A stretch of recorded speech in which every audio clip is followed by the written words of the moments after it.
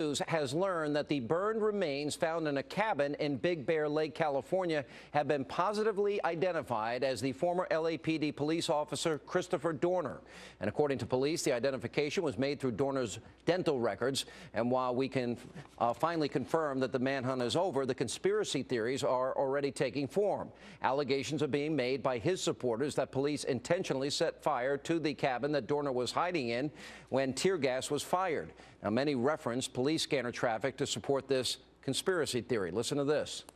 All right, Steve, we're going to go forward with the plan with the burner.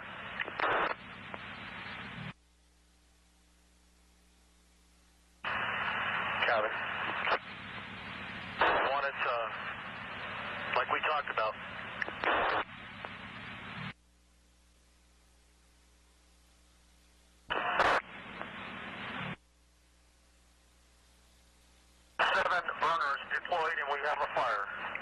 Copy, 7 burners deployed and we have a fire.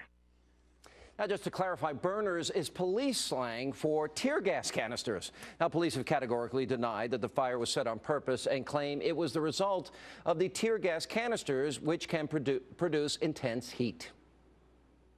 I can tell you that it was not on purpose. We did not intentionally burn down that cabin to get Mr. Dorner out.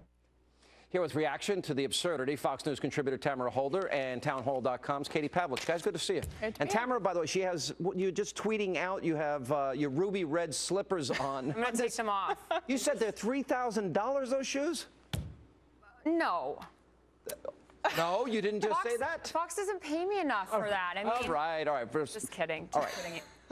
We know what they were saying, and they're running with this conspiracy theory, and frankly, they were being fired upon from inside that cabin. They would have been justified to do that. Right. Well, first I want to say I'm wearing cowboy boots, so we can let the viewers decide what they like better. But on this, I didn't know it was a shoe competition, but okay. It's always a competition, Tamara.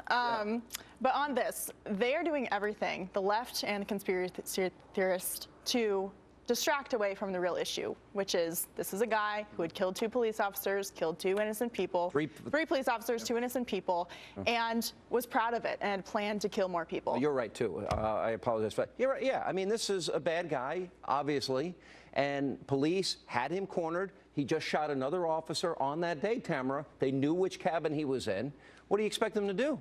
Well, look, liberals say stupid things. I'm not going to defend everything that a liberal says, and I think that, well, based on also the police sources that I spoke to, they said that they did absolutely the right thing. They had him barricaded, so they knew there were no hostages in there. And where was he going to go? Why were they going to send in more police officers to possibly be executed? And we didn't know how much he had. According to a complaint that was filed in federal court, he had he'd shot with assault rifles. He'd shot with handguns. So this guy had an arsenal. He had possibly bombs. He was dangerous. Right. There was no reason to send anybody in there. By the way, as you can see on the screen, this was the more challenging aspect of getting the ship to dock, and it appears like this is going magnificently well after a pretty harrowing experience.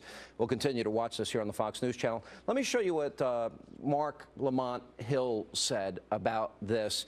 And Mark is not isolated in comments like this, but the people that were praising him, public figures that were reaching out to him with sympathy, like your friend Jesse Jackson and Charlie Sheehan. Here's what he said on CNN. This has been an important public conversation that we've had about police brutality, about police corruption, about state violence. I mean, there were even talks about making him the first domestic drone target. I mean, this is serious business here. I don't think it's been a waste of time at all. And as far as Dorner himself goes, he's been like a real-life superhero to many people. Now, don't get me wrong. What he did was awful. Killing innocent people is bad. But when you read his manifesto, when you read the message that he left, he wasn't entirely crazy. He had a plan and a mission here, and many people aren't rooting for him to kill innocent people. They're rooting for somebody who was wronged to get a kind of revenge against the system. It's almost like watching Django Unchained in real life. It's kind of exciting. Kind of exciting? I mean, I'm reading this. Why does he believe the murderer? What?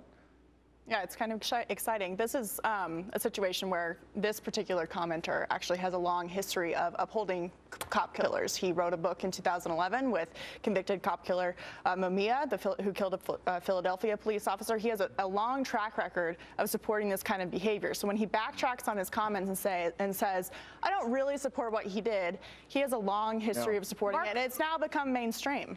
Tamara, if you can see the cruise ship there, it appears that everybody's been safe on board. They were able to lift somebody out that had one medical issue here, but pretty difficult situation. Looks like their docking maneuvers going on now will happen within the next hour, and then it'll take about 5.5 hours to get the people off that ship.